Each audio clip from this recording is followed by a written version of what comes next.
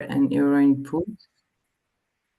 This is a partnership with Viv Healthcare and LANPUD. We are here today to discuss radical care in practice. We have several activists with us. In a few minutes, we'll get the opportunity to know them.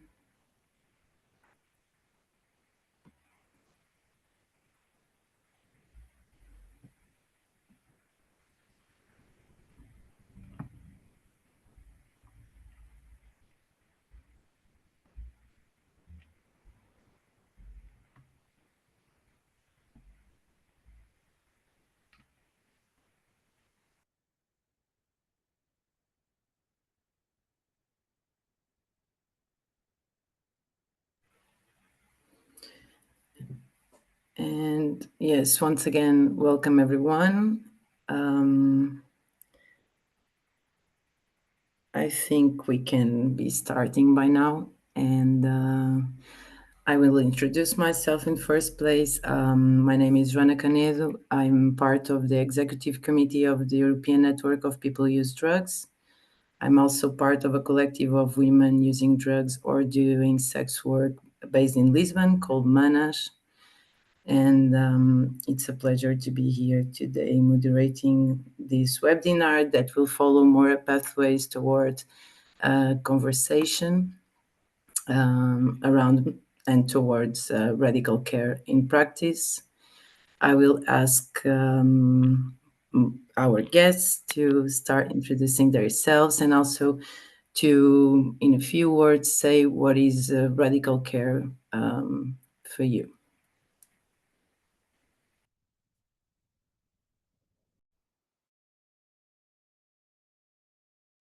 Ariana, you want to start? Okay. Hi, everyone. And thanks so much, Jana and Euro Input and Viv for inviting me today. And I'm really glad to be here, part of this conversation. And also, I see some familiar faces, which is really nice, but I'm also super happy to meet new people through this webinar. So my name is Ariana Rojalli. I work as a policy officer at Correlation European Harm Reduction Network. We're based in Amsterdam, but I'm originally from Italy. So Correlation is a membership-based European network focusing on harm reduction, homelessness, and also social inclusion. And besides that, I've also been an activist for many years in LGBT spaces, especially trying to build resilience within the movement and creating safer spaces, and also spaces that kind of offer an alternative to a more gentrified version of the city. I have experience as a sex educator and of delivering especially LGBT inclusive sex education, both to youth but also to adults. And I also have some experience with meaningful and inclusive youth participation, both at the policy level, but also on how to involve youth in a way that is meaningful in programs and projects. And so I thought a bit about what does radical care mean to you, and what I came up with is that the essence of radical care is really of leaving no one behind, and also even and especially when institutions are failing these people. So it's really about community resilience, but also about survival. And for me, working specifically in harm reduction, the essence of harm reduction is also meeting people where they are and considering people's needs seriously and listening to them. But we will also go more into that later. So I also leave now the word to others. Thank you. And then Ari. Hi, everyone. Thanks also for the invitation. I'm Ari. I'm a non-binary trans person from Porto. I've been working as a harm reduction worker for about 5 years now here in Lisbon. I developed most of my work with people using drugs in the streets. I'm a psychologist also and a peer educator. And currently, I've been working in a queer organization here in Lisbon called Opressividade. Sorry, I forgot. What's radical care for you? Yeah. So radical care for me, I would put it as a form of political action, in a way of providing for each other and providing for communities that are peer led. And by doing so, we also are bringing that political action into movement, and a way of understanding our needs, despite what the state most of the time don't provide to the communities. Thank you, Marum. Hello, everyone. So I am an artist, an organizer, living in Berlin. I'm from Portugal, and back in Portugal, I'm part of a collective space called Planeta Manas, and also a party called Mina. And we've been doing a lot of work on harm reduction and mental health, and thinking of also how these relate with a queer raver scene, and how can we somehow educate and have an impact on these communities. And by training, I am a nurse and also a media theorist, and I've been working a lot with music and care practices. So these are fields that I've been exploring over the past years. Yeah, I've been working across various fields of activism, from housing rights to queer activism. And for me, radical care is really, being able to do things with others. I think that has been for me quite a gratifying and transformative experience. It's just the very act of organizing things with others can be so therapeutic and inspiring, and yeah, I think that's it. Thank you for the invite. Thanks, Marum. Abby. Hello, everyone. I'm Abby from Mauritius. I work as a social worker at the Young Queer Alliance. It's an LGBTQI+ organization. My work consists mainly of organizing activities for the trans and non-binary race community, but we are also catering space for intersex people. And my organization also do prevention for HIV.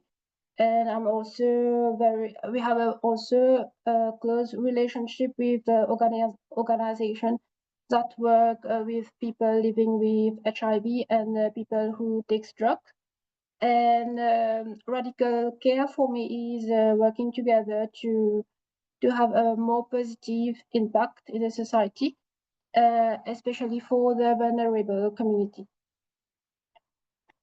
Thanks, Abby.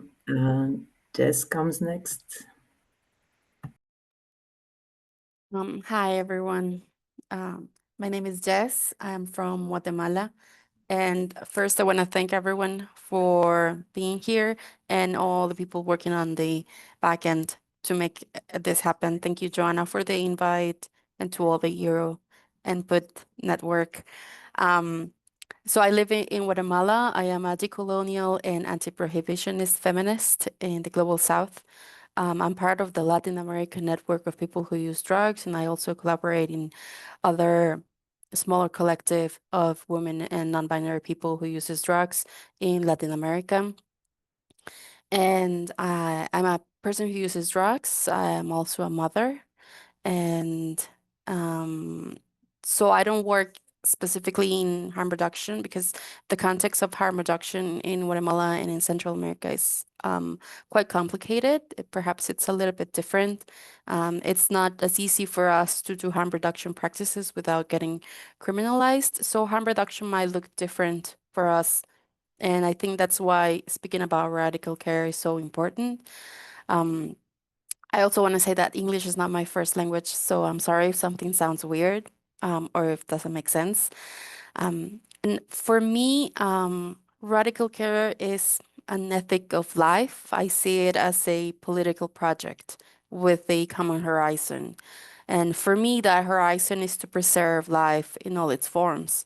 So radical care can see as, small acts of protecting myself, taking care of myself, my body, my mind, my spirit, and my community, and also taking care of Mother Earth and my peers.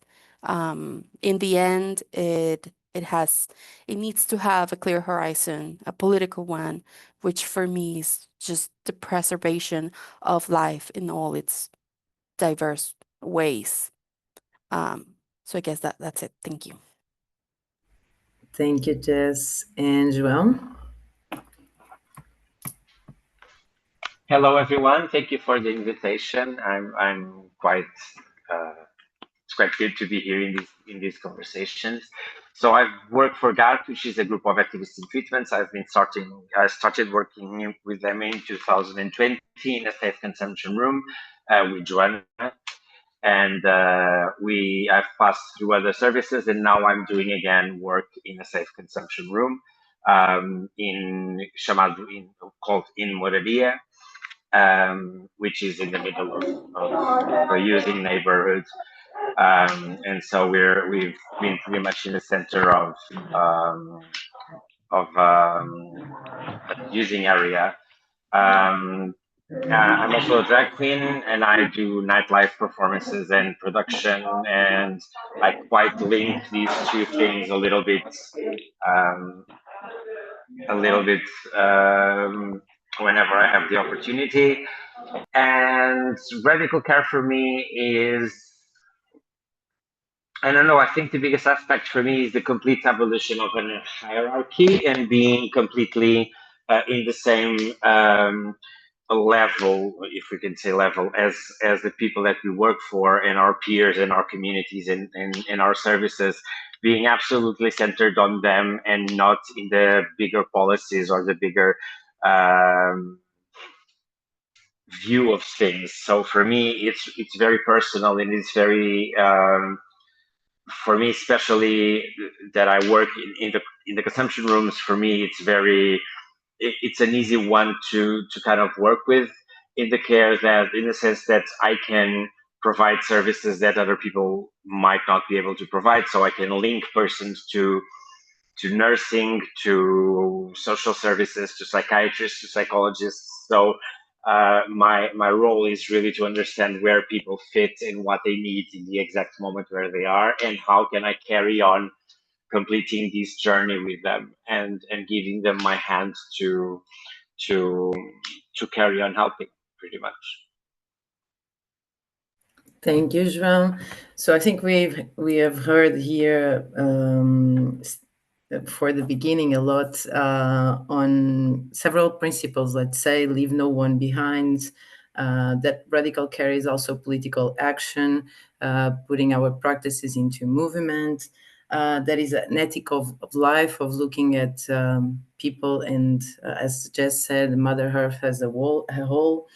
Also, a question of organizing and keep our community organized to look after ourselves and our peers.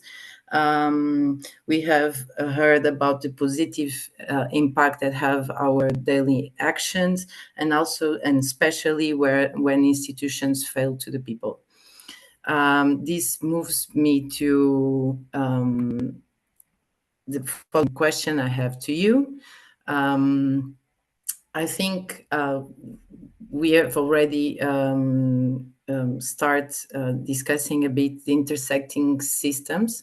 It means the systems of oppression that many times our communities face, such as transphobia, criminalization, racism, institutional exclusion.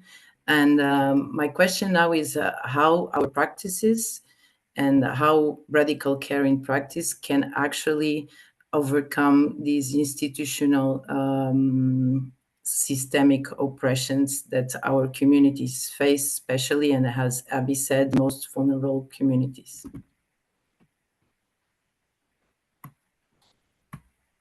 anyone can jump.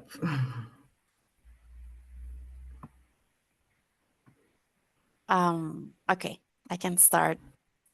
I think that it is precisely because care actually sustains life that it stands in radical opposition to oppression, violence, and what I believe it's a death-driven logic of all intersecting systems of domination.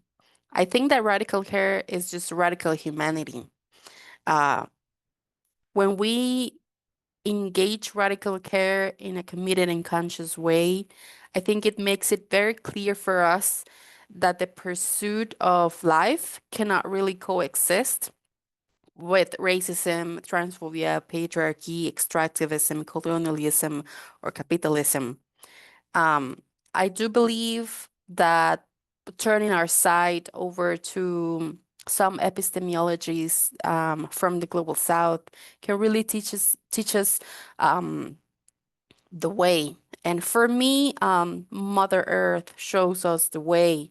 I think that she really speaks to us, and if we're willing to listen, she will remind us that life is very diverse and that these systems of oppressions are fundamentally incompatible with life itself. So I think that radical care is and should be a political project, one, like I said before, with a clear horizon, in what we call el buen vivir in the global south, which really doesn't have a translation to English. It's more like a good life for everyone, not just surviving violence, but actually being able to enjoy life and making sure that everyone has the same opportunities, and the same accessibility to services. And that means a radical opposition to colonialism and capitalism and racism and all the systems, all the oppression systems that we know that coexist and kind of sustains the prohibitionist system that drives this drug policy logic throughout the world. So by addressing those root causes, we will also be addressing, the changes and the reforms that we really need in the drug policy space. So I think that radical care is just, a way of resisting and a way of sustaining life, even though we live in a system that's constantly searching for death. That's it. Yeah. Thanks, Jess.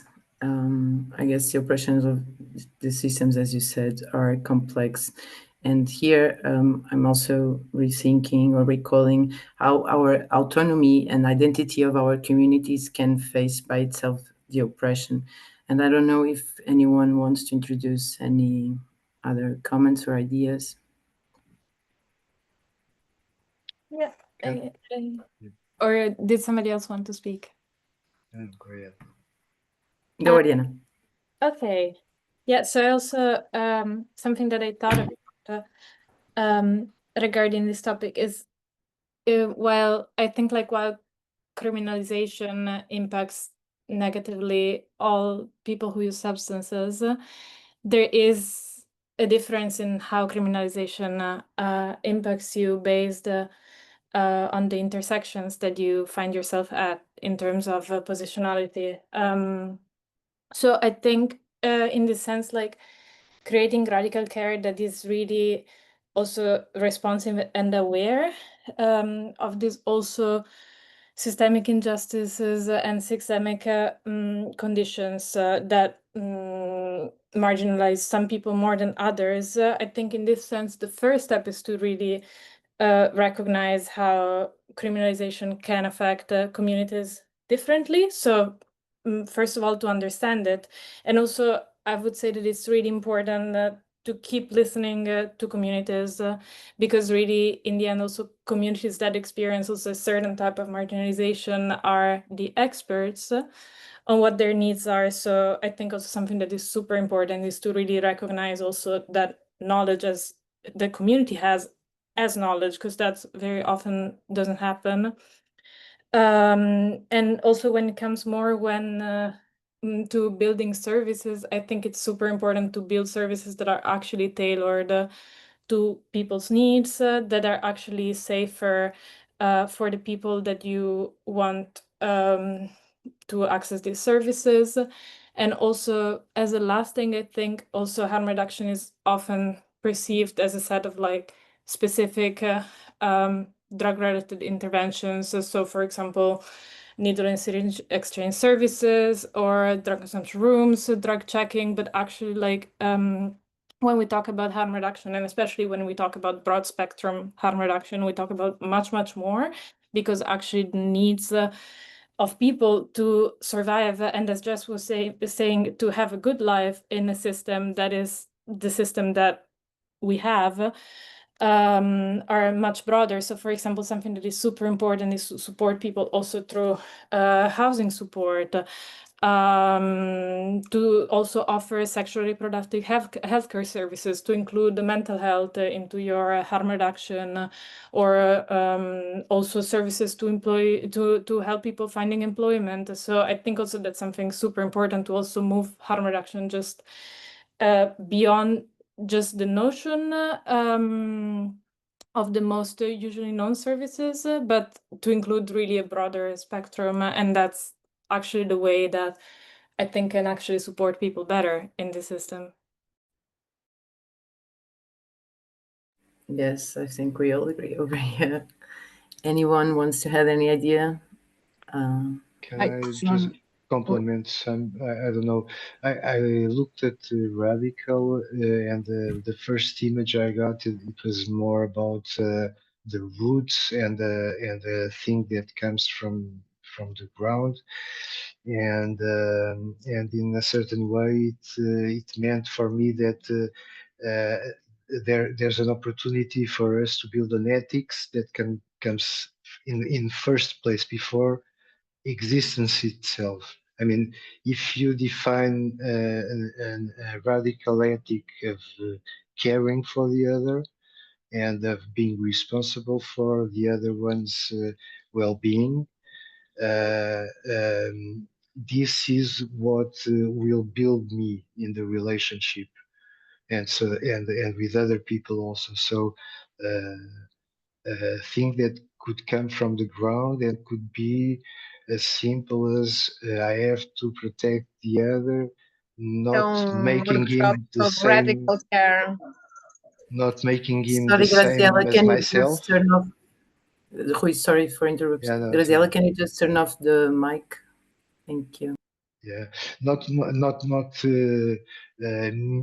turning the other an equal to me, like we tend to do. Our brain tends to, assimilate things and put them in our world, but trying with all efforts to protect the differences, saliencies, the small nuances and details of the other, because those are the things that can make me learn things, develop in the relationship, and not when everyone is the same and,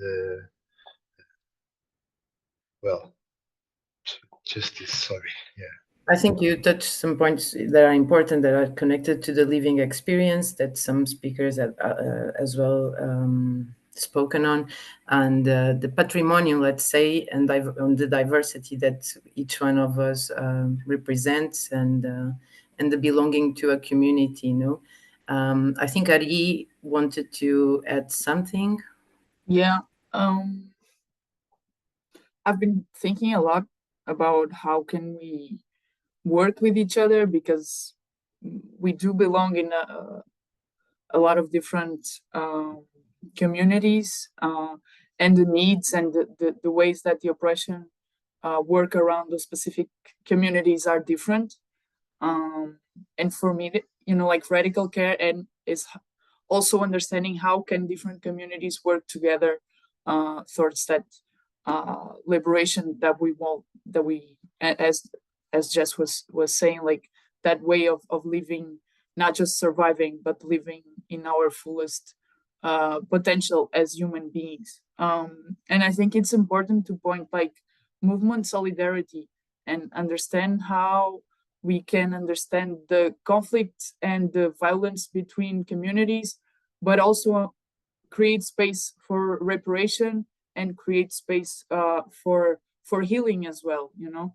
um so I think I must point like how can we do this daily work of like uh regular checking ins with our communities and also within the community, but also with other communities, like how can we talk with each other in a form that it creates safer spaces for everyone. And I think that has to do a lot with how we learn how to deal with conflict. I think uh, starting from my white point of view, like I feel like white people don't know how to deal with their anger or how to deal with conflict. And it's very important for us like white folks to understand like what is anger inside of us, but also like how can we grow from there and how can we repair from there. And I would say that's important also to think of. Yes, I think you touch in a very important part, that it's the conflict, no, because it exists and it needs to be repaired, and also the space for healing, because many times we are also so much into support our community that sometimes we even forget about taking care of ourselves in first place.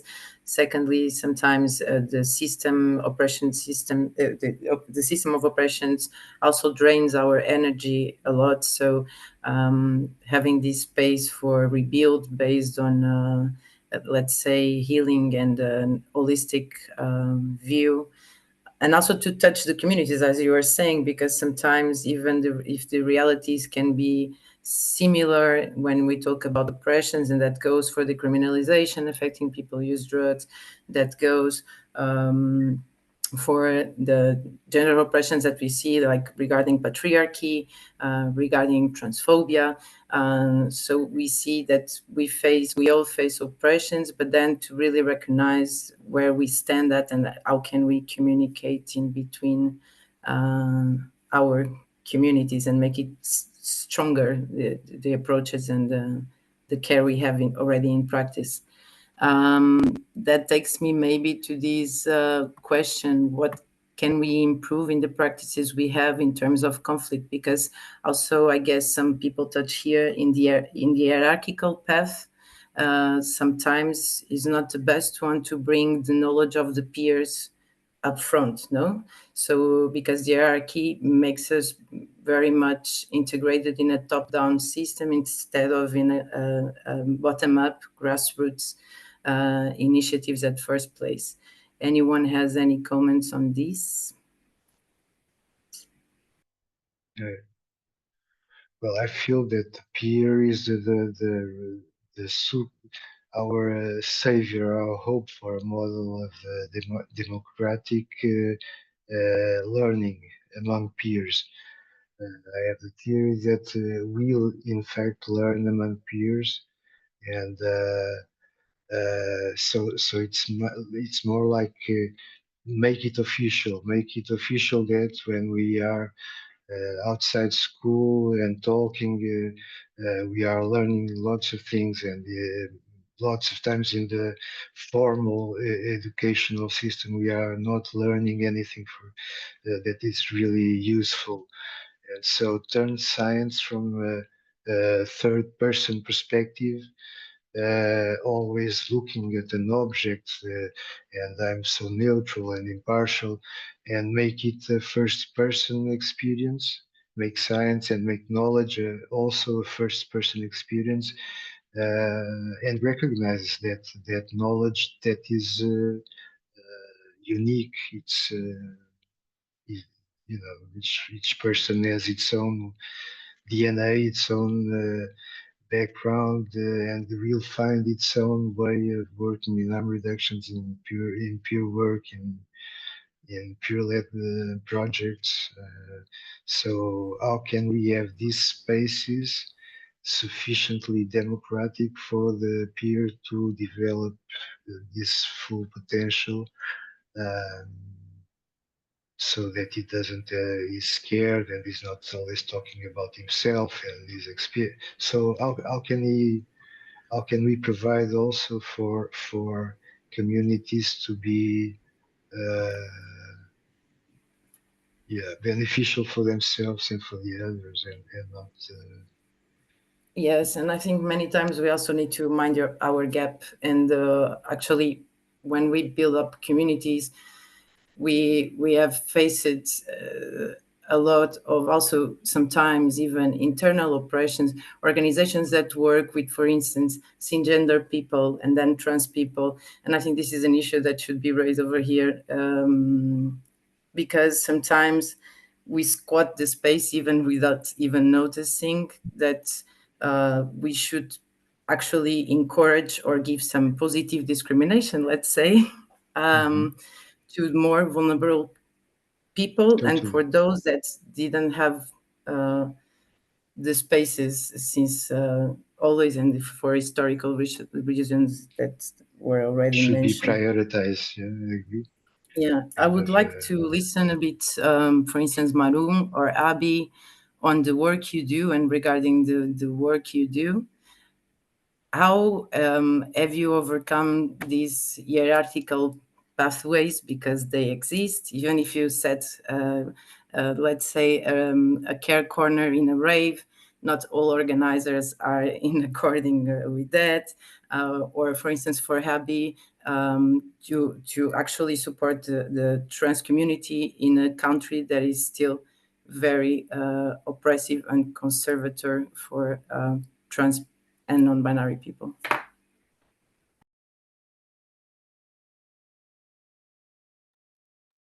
Do you want to go ahead, Abby, or should I start? Okay. I would say that thinking of the particular context of Planeta Manos, that is like a DIY queer community space, I would not dare to say that we have managed to overcome our hierarchies. I think that is kind of like a doing of every day. It is also quite a laborious project. It requires a lot of back and forth, a lot of communication, a lot of capacity also to understand that breaking down hierarchies means that you will not do the things the way you expected a lot of the times, that maybe will feel that maybe things are not even being done. They should be done, but that is also part of the process of learning with others. And I think that's why it is often frustrating, because it is somehow antagonistic to the idea of how to say, of of capitalist progression and speed. You know, it's just like things take a lot more time. It takes a lot of contemplation over the ideas of everyone. So yeah, I wouldn't say that we have managed. I think that has been just like uh, um, uh, yeah, after almost 4 years, I don't think we've managed to dissolute all hierarchies. I think we've been trying many systems, maybe like thinking of also like anarchist tools for organizing, is like thinking that maybe there are moments that we need to emulate systems that resemble an hierarchy, but maybe it's just like attributing responsibilities to certain people, or certain people have like certain responsibilities, but maybe instead of like a person holding responsibility over a particular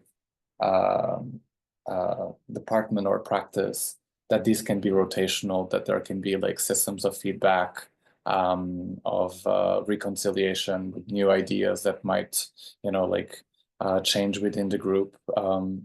Also, like non-hierarchical platforms have to learn how to navigate maybe the fluidity of like organizations, that there's constantly new voices coming in and people entering and exiting. So I think this is a very long-hauled answer to say that we have been failing and that has been part of the process. Yeah, we haven't really achieved it, but I think in the doing is also like kind of the success is like, it's about trying rather than just starting from the top down. And the success is that you will realize that people will maybe feel the project is also their own, the part of like organizing or feeling part of the making of the ideas and decisions is already in part like the success of a non-hierarchical project. I don't know, Abby. Yes, as with the situation in Mauritius, I don't think that most organizations are aware of a system where there is hierarchy. But I will just add that we since last year we started to do monthly training on with the queer community, especially mostly for the trans community and non-binary people. And we started to think about how our system is and how we can challenge that. Like in Mauritius, we can't change our gender marker on our identity card. So we are trying to see how we can be more inclusive when we are addressing gender marker on the identity card, like how to cater for the non-binary folk as well. And we were thinking like our identity card, it's a system in itself, in this hierarchy, in this system, in the political system. So we are still thinking about it. But like Marum said, it's part of the process, and we continue to work on that and to think about the importance is that we were able to acknowledge this, and we are working on it. But also in Mauritius, there's a good collaboration between NGOs that can help to make it happen. But it will take its time, but it can happen. Yeah, it takes times and efforts from the communities also to deliver that peer-led training. I don't know if anyone, João, you have some experience with peer-led training. You want to give us some ideas on this, why the training can be important as well? Yes, I think that, well, I forgot to say as well in my hellos that I work a lot with people that do chemsex as well, and I practice chemsex myself, so I'm quite involved in the community of people that that do this practice, and I've had a harm reduction kind of self-help group that was ran by over nearly 2 years here in Portugal, and it was an online group that met every 2 weeks or something, and it was very much about that. It was very much about hearing out each other's experiences and helping each other how to navigate through chemsex and how to navigate through the good stuff and the bad stuff and the whatsoever stuff. And I believe that that was a very powerful tool to have us all in the same level and kind of like helping each other in ways that probably people that are in bigger hierarchies couldn't help each other because they're not in the field like we are, and they don't suffer in their skin what we do literally most of the time. And so it is quite important to build these these services and these movements and these um, just being a part of these communities that are brought up by the same will of existing in communities that are, as I usually say, existence as resistance. So we are pretty much having these services that are created for people by people. And I think that even Narcotics Anonymous and things like that are just a good example of some stuff, a bad example of others. But in the end of the day, they are what they are, and they represent what they represent. But we cannot forget they are grounded in peer participation and peer collaboration. So I think that there's a lot to learn in these organizations about how to take care of each other and how to practice this radical care about each other all the time at all moments. And we have phones right now, and we have groups, and we have chats, and we have all of these things that it's never been like this before. Like, we've never had the opportunity to actually be there for each other in all times. So I think that that's an opportunity that we have to embrace as well, and kind of um, um, keep on practicing these things 24/7 instead of a group from 10 to 11 or something like that. I think we have a bigger opportunity to create this care for each other in a much broader sense.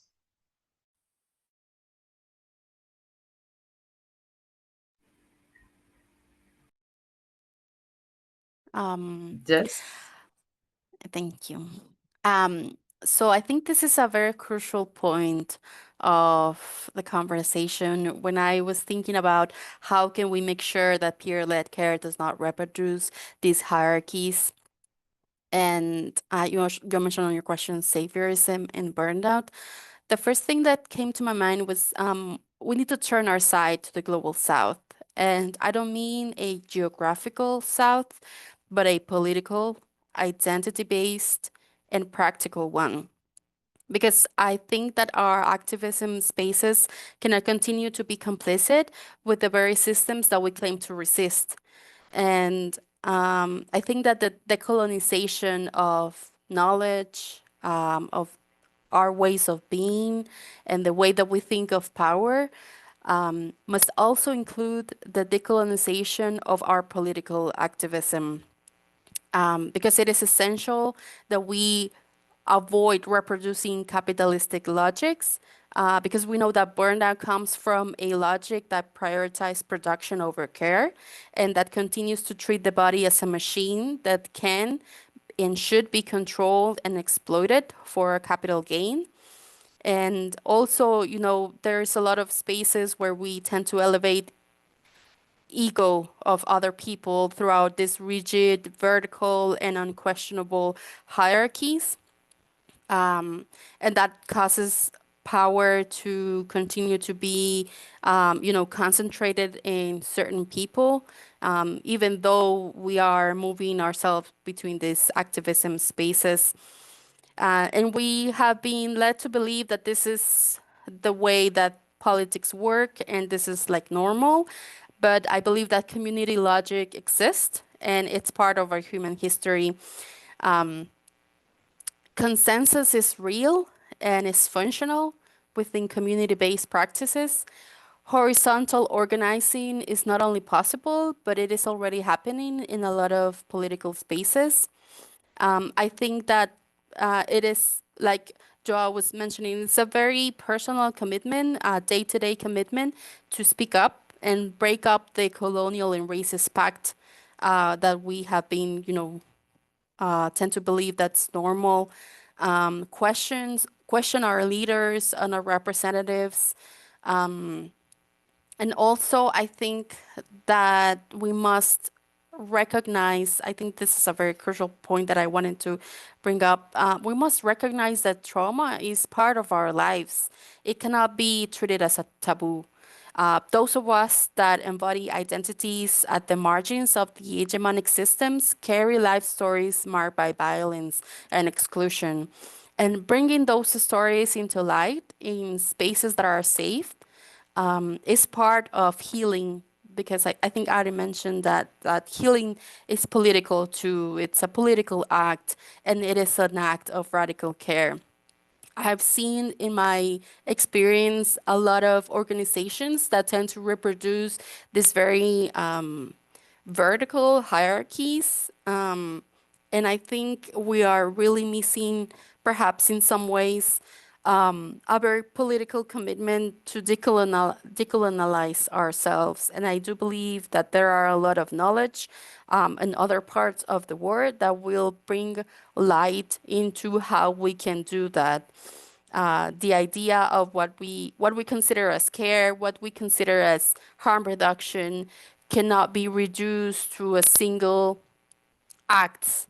It needs to be seen as a political commitment to really sustain life and end all oppression systems. And I think that starts with a commitment in ourselves and in our organizations to really speak up when we see, there are actions that cannot be tolerated, and we need to make sure that we speak up whenever we see racism, violence, transphobia, because it's going to happen. It will happen, even though we claim to be, activists. It will happen. And it is very important that we speak up and that we make sure that our organization is a safe space for people to speak up and disrupt that power and make sure that the same narratives do not continue, that we start thinking of other ways to organize and think on this, community logic, which again, it exists, and I've seen it happen in indigenous communities and political organizations in Latin America. For the other speakers, any tips on these spaces for speak up? Because I think this is a very interesting point that Jess brought us. Practical tips for creating safer spaces when someone is uncomfortable or was victim or is a survivor of transphobia or racism or sexism. How can we create this space inside our organizations? Can anyone comment on this?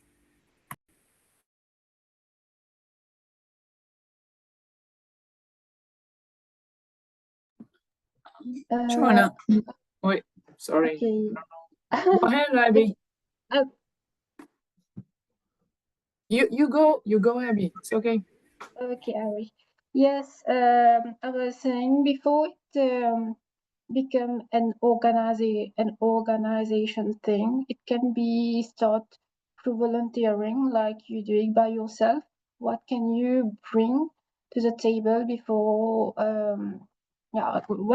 What can you bring to make things change in particular area, just to make things change. Yeah. Sorry, I'm a little bit nervous with English, but yeah. Yeah, change Bring communities have to be. Sorry, Rui, because there is someone first, and that person is Ari. Thanks, Abby. And you are great, Abby. Joanna, I think there's a person with the hand up. I cannot see it from here, but who has the hands? Please jump in. Yes, I think it's Jess as well.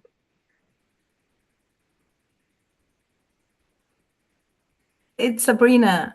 Yes. Hi.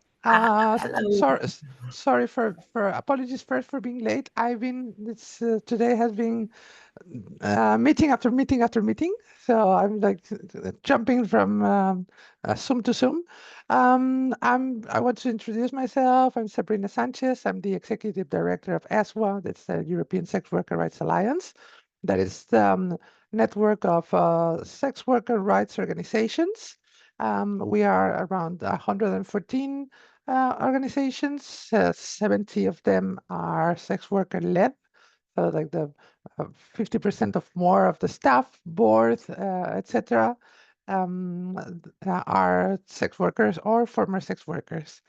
And yes, this is also this is a challenging also question for us. No, this we are not alien of reproducing structures and hierarchies. We call it hierarchies, in fact, and that to have to be like if you're white, if you're cis, if you're normative, whatever, like you are usually make more money.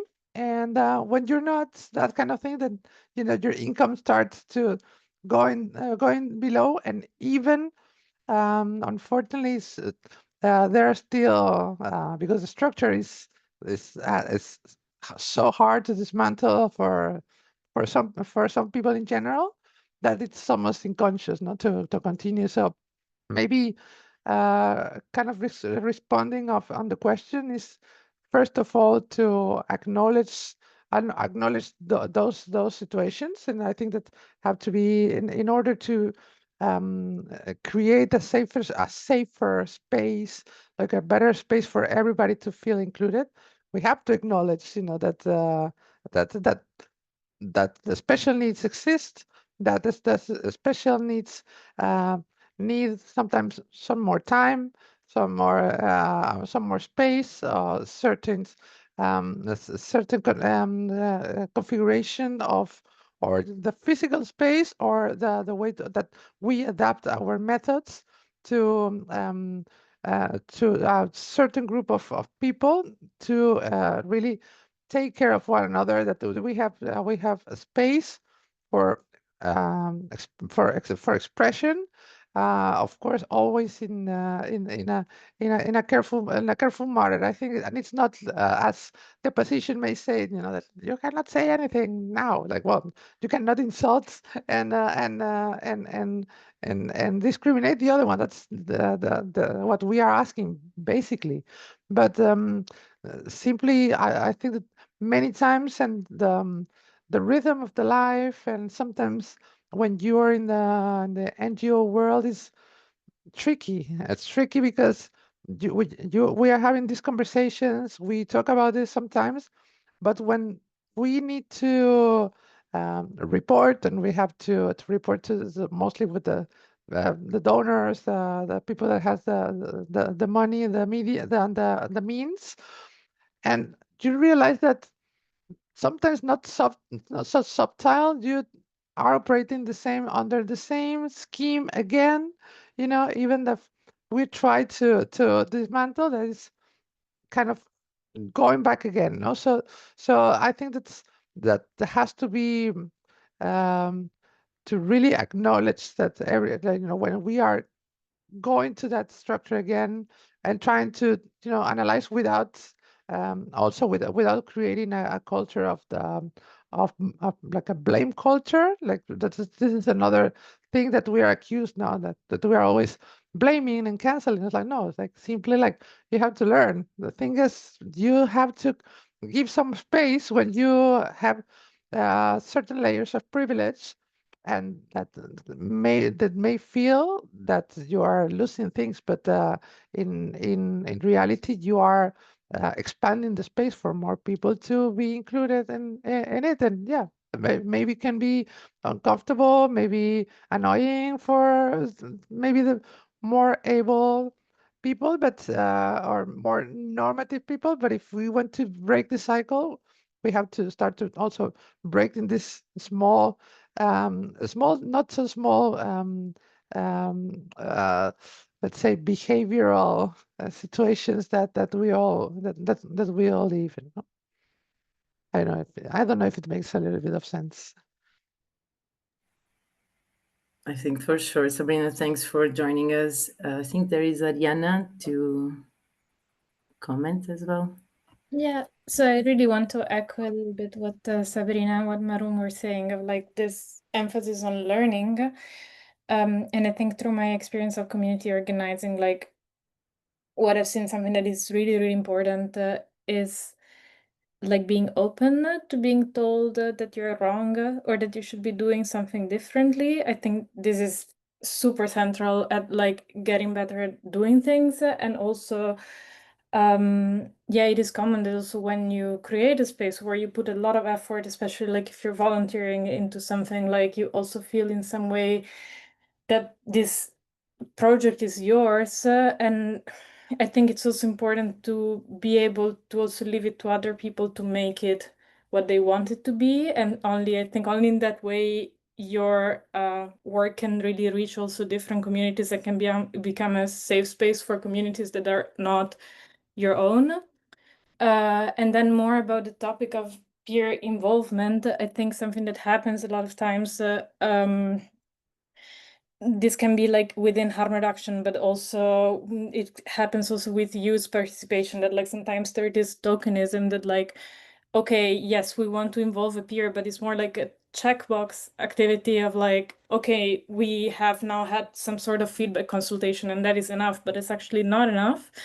And also what we see as a network is that a lot of times peers really need to be involved also from the very inception and the very design of programs, of policies, and also need to be like retributed also equally with other people that are maybe not considered peers, that are working on the same projects. So that's also something super important. And then I think in the longer run, we can also move a bit towards like a blurring of this boundaries of who is a peer and who is not a peer, because I think a lot of times actually in service provision these are quite blurred, but that sometimes also the label peer can also be associated with being also more marginalized or like being less recognized inside of a hierarchy, like within a program. So that's also what comes to my mind when it comes to a bit like combating these hierarchies themselves.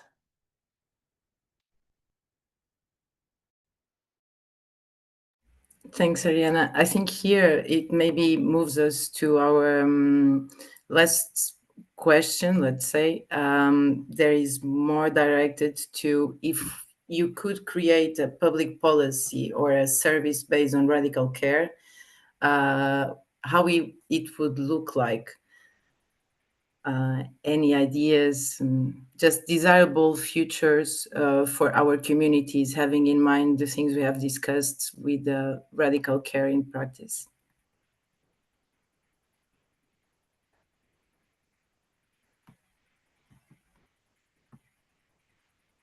I would like actually to maybe listen a bit more about Sabrina that arrived in last place. Sorry, Sabrina.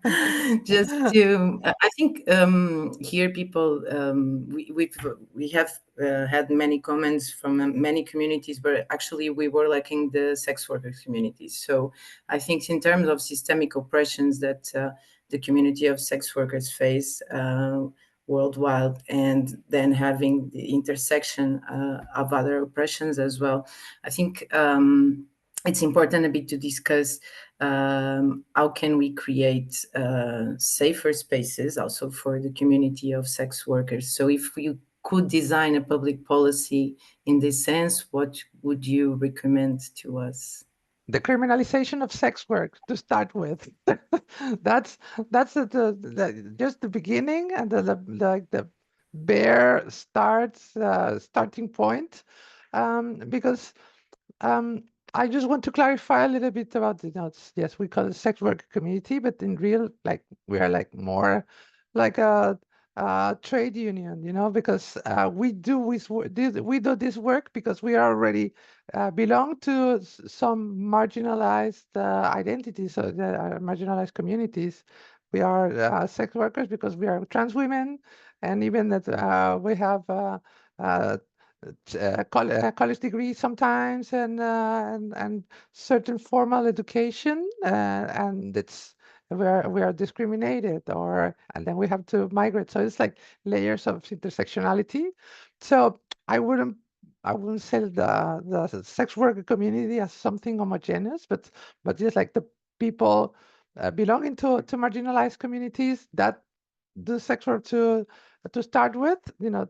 The the thing that has to be minimal has to be the criminalization of sex work, and at least given that we still have to operate in this framework, at least to have the care of asking what do we want, because sometimes this is something that fails very often, and mostly when when we're dealing with the so-called feminists, like from institutions that are usually they know better. No, they know better than us what we need. That it's not true. It's always coming disaster, and basically, what is missing when we identify us as sex workers from other communities, sometimes this active listening. With sometimes we are pretty tired of talking. For example, I in the digital space, for example, we've been talking about shadow banning since 2016, I think, or before, and and everybody was surprised, and in 2025 or 2024 they are like, my content doesn't show because I show a lot of Palestine. It's like, well, we have been talking about this like very often. So sometimes you feel like, as a sex worker activist, that it's also whistleblowing, and sending the whistle that of the things that are tested in us, all these shadow bannings, all these kind of things, all these subtle, erasures. They're the first of all, they're tested on sex in general, sexual pleasure, and so on. So because there's already this fear mongering of, sex is scary, and this is something that we have lived, many of us, in our adolescence, and sexual education lessons, that are basically the most advanced state of all the venereal diseases, and just saying like, if you do this, if you have sex, you're gonna happen this. So it's really difficult to dismantle, but it's also so easy to achieve, like a place of understanding, of care, that it's that can be as simple of as basically active listening, active acting as a certain group wants you to go, or to support, and try not to decide uh, what is better for you without you. That is something that we are always claiming, and this is that again and again. Usually, it's society in general like fails to people that do sell sex for money. This um, this structure that tell everybody else that we are not, our conscious, or we don't know what to do, or we're alienated, because it's so constant, that message, that for some people it's difficult to take it out, but basically, active listening, and listening with care, and then acting accordingly, it's a first step. Thanks, Sabrina. I guess there is Marum next. I guess just to follow on what Sabrina said, and maybe like what I would see maybe as a more material demand would be the access to space, not only like spaces for people to live, which we know like there is a gigantic housing crisis in most cosmopolitan spaces, where a lot of sex workers, consumers, queer people end up living for access to work, but also like spaces where people can meet, where people can organize. And I think like thinking of also shadow banning, I think so often we forget the disillusionment that has come with the internet, that we thought as as a free space, a space for encounters, but ultimately it's a space that is controlled by a few tech corporations, and they're capable of shaping who gets seen, what kind of discourses get elevated or shut down. So more than ever, I think, yeah, there should be a demand for spaces where people can meet and organize. We also know that the discourse online oftentimes communication fails digitally. So yeah, that would be, I see that as a as a as a health resource for communities and harm reduction, is like people being able to meet in physical spaces.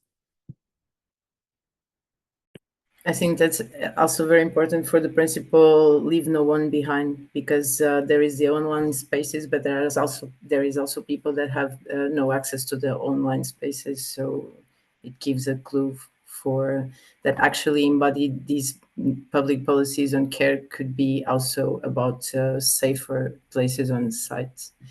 I don't know if anyone else has anything to add regarding these desirable futures for our communities.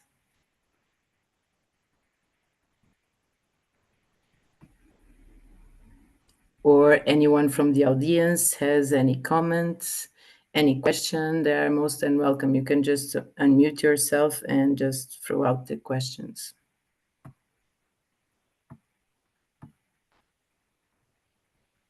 I've seen here someone commenting in the chat that the work the person does is related to the abolitionism of prisons.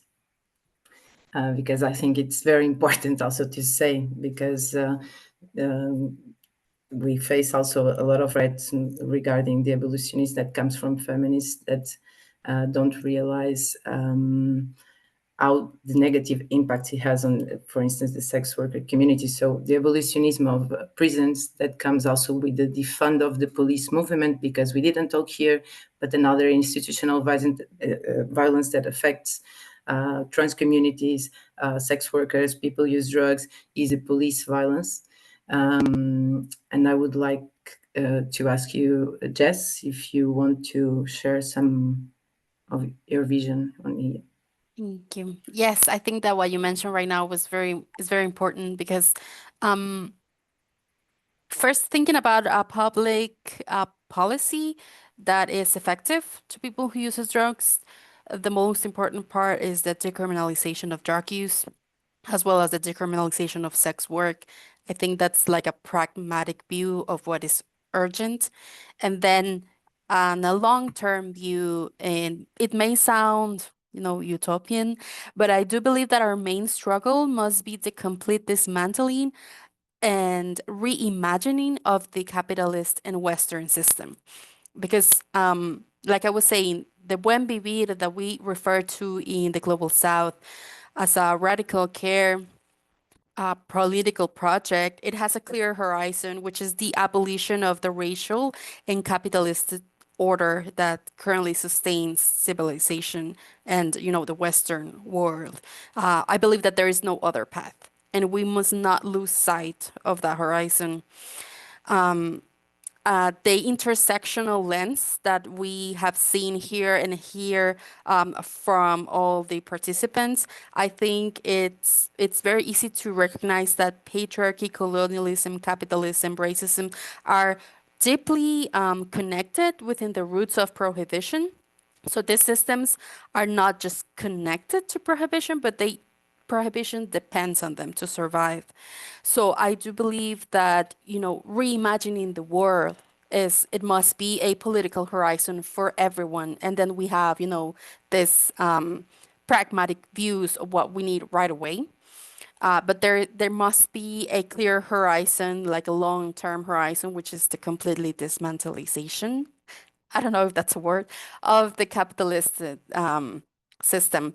And that when you talk about the demilitarization here in the Global South, it's a big conversation because, as you know, Central America, Guatemala, and also other countries from Latin America, we are considered as producing countries, and in the NGO world, we are seen as low-income countries, which is a fancy way of saying that we are very poor. And we are, but we are because of this colonialistic logic that actually took everything from us and built the Europe and the Western civilization that we all know today. It is this civilization is built upon the extractivism of resources from Africa and Latin America, or Abya Yala. And the policy, the drug policy that is currently, very alive here in Latin America, it includes a very strong militarization approach, which is criminalizing and pretty much completing a genocide of poor indigenous populations. And perhaps that's something that's not very visible when we talk about drug policy. But the demilitarization of our territories must be also a priority when we talk about a drug policy reform, because Black indigenous bodies are continuously executed within the so-called war on drugs. So I think that keeping our eyes and our minds into a very broad horizon of the new world that we want to imagine must be at the center of all our political actions, because the current system that we live in really cannot continue to sustain life. So we need to start thinking about other ways on how we can organize, how we can generate community, how can we care for community, how can we care for each other. Putting our lives as our priority, must be a first thing. It's very important. And taking care of yourselves the same way that you are taking care of your peers is also very important to survive, basically, and resist to the system. And that's it. Thank you. Anyone else? Thanks, Jess. I think this perspective is much important, especially to acknowledge, here in Europe. So I'm based now in Mauritius, but in Europe, and as a white European woman, and from my privilege, what I think is from our privilege, let's say, I think we really need to acknowledge the Southern, not only voices, but the way of doing things, which is much more practical, less bureaucratical, and also not focus on the effectiveness, because here even NGO-led or networks-led are focused on effectiveness and not on participation, and not on democratization of the work we do. So towards this talking on let's increase effectiveness, it's killing our right to participation, and many times the right to exist in diversity, even inside our organizations. So I see Sabrina's hands. Yes, just a clarification, because I I currently live in Spain. I've been living in Spain for the last 20 years, and sometimes when we said abolitionist, and then there's like kind of something like positive, people get surprised. But I think that we have to start, and that starts with the sex workers as well, that we have to stop calling the people that want carceral solutions, that want more jail, that want to abolish prostitution, blah blah, and or abolish drugs and whatever. But mostly abolish prostitution. We have to stop calling them abolitionists, because this is again this white women, middle class, trying to extract a term that comes from Black women. And it's really grinds my gears, because you see so easily they I am abolitionist. Like, well, no, lady, you're a carceral feminist in any case, like, or you're intersectional right. but you're not abolitionist, so you're all the contrary. So I invite you, everybody, to stop calling the proponents of the abolition of sex work, or the banning of sex work or prostitution, because now they're going for porn. That's online porn, and we have to stop them calling abolitionists. It's just like carceral feminists, and that's what they are. These are like just want to put more articles, or use the penal codes in order to try to fix. That doesn't happen, but with the intention of trying to fix the social justice issues. So I call it from here to stop calling them abolitionists. And we call abolitionists, Angela Davis, all these people that they really are. So that's what I just wanted to clarify that. Thank you so much for bringing this point, which is, I think, is an important, very important point. And that brings me maybe to my last question to you on transformative justice. That I think we have not really talked about that. We talk a bit on the spaces for healing, to address trauma, etc. But regarding the transformative justice that also is implied on radical care, as well as pleasure and autonomy, I will ask you to give a few words and last comments. Maybe I mix a bit three topics, but just to have like some insights on autonomy, transformative justice, and yeah, what comes to your mind.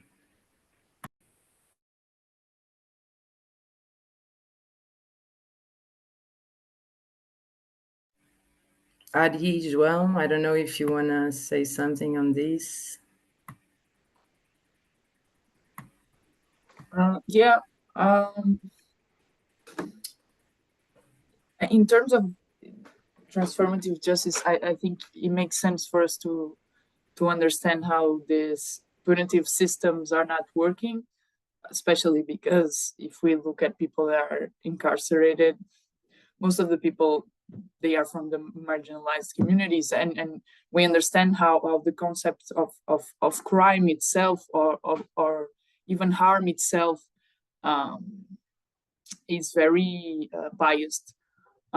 So it makes sense for me to think of that concept, and also to understand how we can create space for collective accountability, and how can we create that space for supporting people who are victims of violence, but also creating space for transform harmful behavior that comes from other people that we might call it aggressors, and how can we create space for the harmful behavior to transform in other stuff, in order to create wealthness and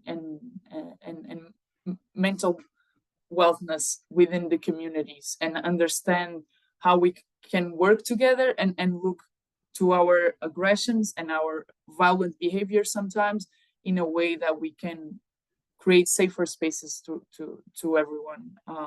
And I think that has to do a lot with be attentive to each other, and also create sort of a collective voice, and a collective space for everyone to bring up their fears, to bring up their doubts, but bringing them with a very empathetic and very considerate approach to everyone.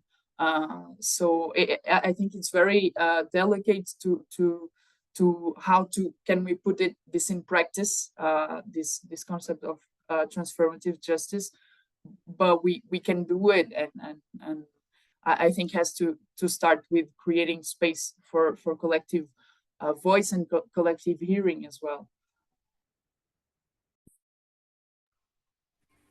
All right. For me, it's just the first thing that comes to my mind is this new protect the dolls kind of thing, which is like our community response to trying to have more trans rights and being a little bit more informed about trans people and trans bodies.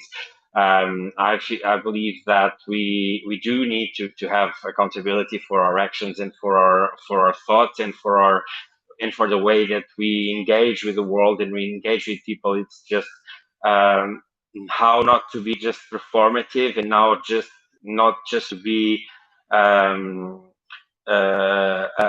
actions that are actually not leading us anywhere, and they're pretty much void of what we are talking about right now. So like I'm just worried about the fact that these even though some of these actions come from acts of love and comes from acts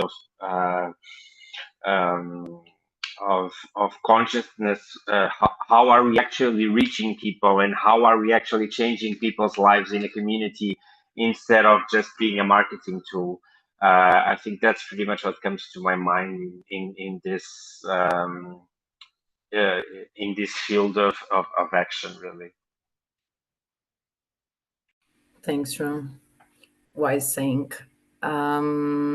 Anyone from the audience has any question, any comment, please, you can just jump in. Now it's the time. We have more or less 10 minutes. Feel free to Can I just jump. say a quick thing? It's about how I feel the world is broken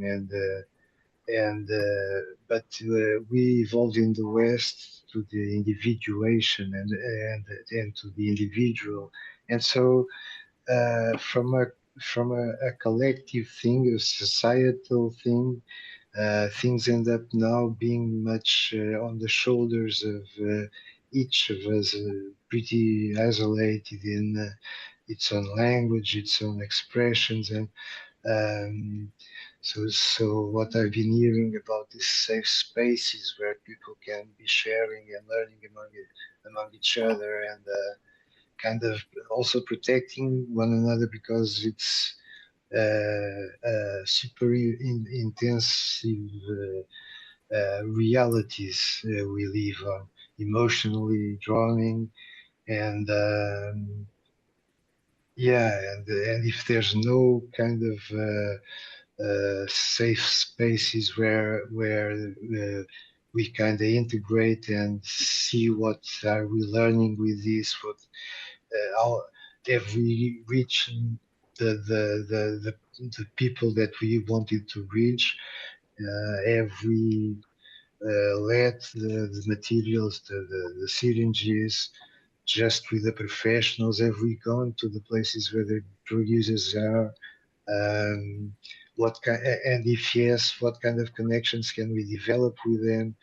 So if all the things happened, I think if people participate as it is on the law, and we have a law that asks for citizens' participation on health.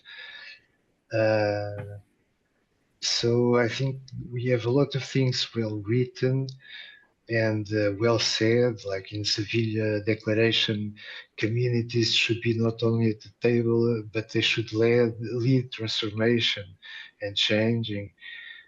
So a lot of things are being said, and I hope we can not stay behind, neither outside, but try to stand and defend the point of where we are people, we have rights, we have to have a right to our point of view, and so it's not me that is broken, it's this system that is broken, and many people are kind of surviving and adapting to a very weird and vicious kind of world, I think. I don't know. Yeah. But thank you for the debate. Thank you a lot for the debate. Lots of good ideas and people. Thank you.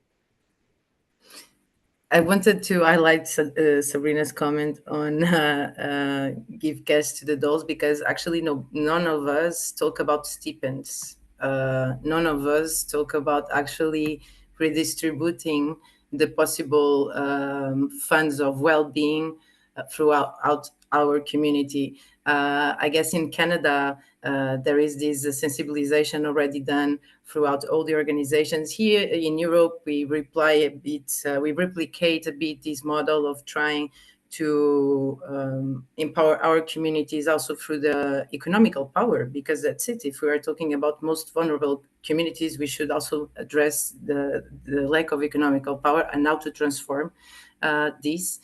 And yes, just this comment because it was here in the chat. Anyone wants to say anything else?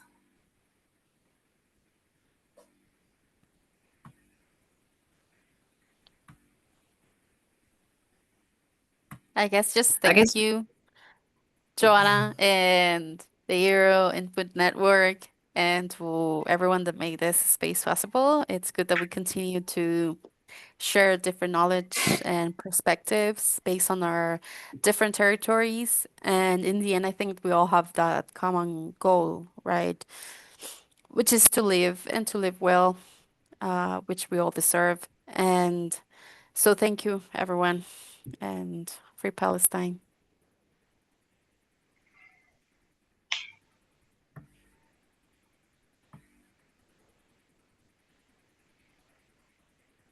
Final words, not final words, but final words from our speakers. Thank you so much for all being here.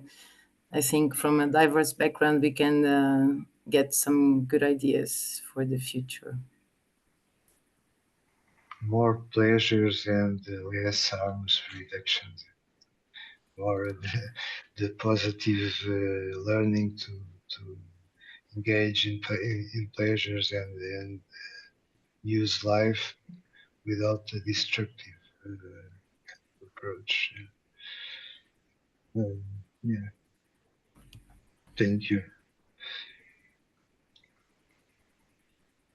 Abi, Marum, João, some just closing words you have? Not really. No. I think it was a good conversation. Like I think it was quite positive to be a part of it. So I'll leave it as it is. It was lovely to see you and to see some familiar faces, and thank you for organizing and keep organizing. Yeah, thank you so much. Yes, I also want to join the thanks for everybody. And I was not expecting, also finding known people and affections and people close to my heart in this conversation. And yeah, thank you very much for inviting me. And sorry for arriving late, but the apocalypse is keeping us like very, very, very busy. We understand you perfectly. Thanks for joining anyway. Abby, you want to say something? Yes, I also wanted to thank everyone here for sharing. I learned quite much, and also thank you to Joanna who gave me this platform to be able to talk and voice out because we need it. Thank you. And I don't know, I think Ariana already left. Ari, you have just some few words to... Just want to thank you all as well. It was a very interesting and important conversation. Thank you.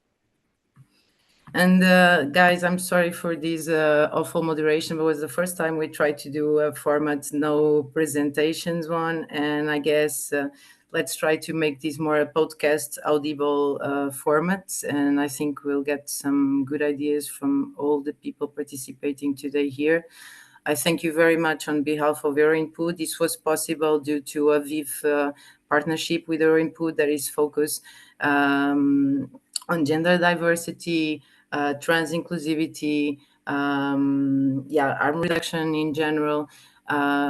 Most of us still operated under the HIV umbrella, also due to the lack of diversity of fundings, and this is a way we thought that would be good to give a platform for other voices to join the normal conversation, let's say. So thank you very much for being here today, and bye-bye.